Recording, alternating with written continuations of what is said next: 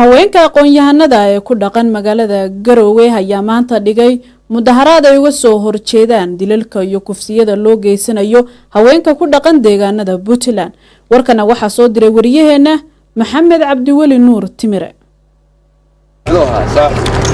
kuwani waa haweenka ku dhaqan magaalada Garowe caasimadda Puntland waa ardaydii waxbaratay jaamacadaha ka baxday qaybtood waxay u shaqeeyaan hay'adaha dawladda ururada maxalliga ah iyo xarumaha ganacsiga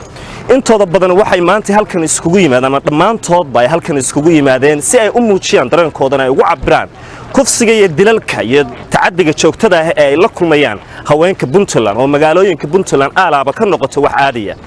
waxay sameynayaan waa mudaharaad aamusan ma ahan mudaharaad qayla taayirama gubayaan afkooda kelmad kama ay soo baxayso waxay oran lahaayeen waxay ku muujinayaan si aqoon ku dheehan tahay boorar lagu soo xardhay odayaashu cadaalad maahan xuquuqda u baahanahay iyo kelmado kale oo muhiim oo aad moodo si aad in looga soo fakiray mudaharaadkan waxa qayb ka ah oo ka qayb galaya wasaaradda haweenka iyo arrimaha qoyska wasiirka wasaaradda haweenka iyo arrimaha qoyska ee Puntland oo iyadu iminka ku soo birtay mudaharaadkan وأنا عثمان أيضا هل كان أتمنى أي درين كذا وموجس وقونا بيرس عد كذا. وأرنا نسود وينينه وأرنا إذا لقبنا عد كأننا وعمديننا هدي الله إنه كيسس كده عي وحي وباهين عدالة أي دولة كقالته لكن أضيعشة وحرولكم لها كان السين ما ينهدان دولتنا هاي أضيال يعد كلبا كسين ما ينوحروله ديارنا أمنيهن إن دورك أي كقاطان إلى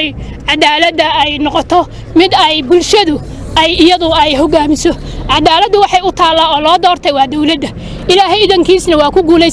ku guuleysan doonaa inay cadaalad helaan gabdhihii yaryaraa iyo hooyooyinkii maxay ahayto aan dambiga lahayn oo guryahooda loogu dhacay wasiirka wasaaradda arrimaha gudaha ee dawladda Puntland Maxamed Dabancad ayaa isaguna ka qayb galay mudaharaadkan waxa uu tilmaamay in dawladdu ay qaadan doonto kaalin muhiim ah halkaan waxaan rabaa inaan ka sheegno aniga ku hadlaya afka dawladda Puntland xukuumadda Puntland runtii wasiiradii kalena ayaguna hadda ku soo biiri doonaan maadaama hadda meesha aad timaadeen waxaad u timaadeen in ahayd inaad muujisaan fariinta aad u diraan xukuumadda oo ah meesha ay ku yaaleen wasaaradaha dawladdu in arrimihii dhacayay oo una muuqda kuwa abaabulan horeyna u soo dhacayay aysan ahayn kuwa hadda la saan qaaday inkastoo kaysaska badankooda hadda ay ahaayeen wax leeyadan dambe si gaar ah dadku ay ugu soo baxeen oo hadda arrintii Caaisho ugu horeysay kii hadda ugu dambeeyana uu ka dhacay Garowe kii hodan ahaa laakiin arrinta kufsiga ay ahayd mid muddo dheer had soo jiitamaysay dawladda hadii la ahayn Puntland waxa ka go'an arrintaas in laga qaado tilaabooyin wayna socotaa waxaan ilaahay mahadiis inta badan hadda dhacdooyinkii kufsiyada ee dhacay ama ha noqdeen kuwa abaabulan ama ha noqdeen kuwa mid u dhacay intaba in dad loo hayo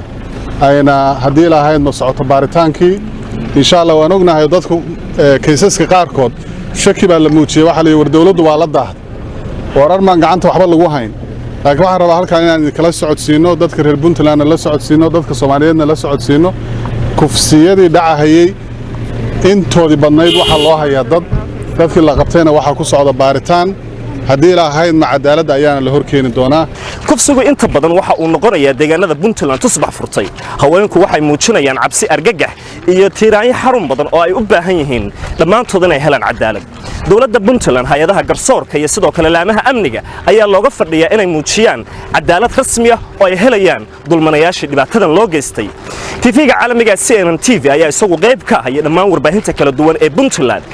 mudaharaadkan ka soconaya magaalada Garowe caasimadda Puntland ee ah silent demonstration ama mudaharaad aamusnaan ay ka dheehan tahay oo dadku ama dhalinyaradu ay markaas ku muujinayaan dareenkooda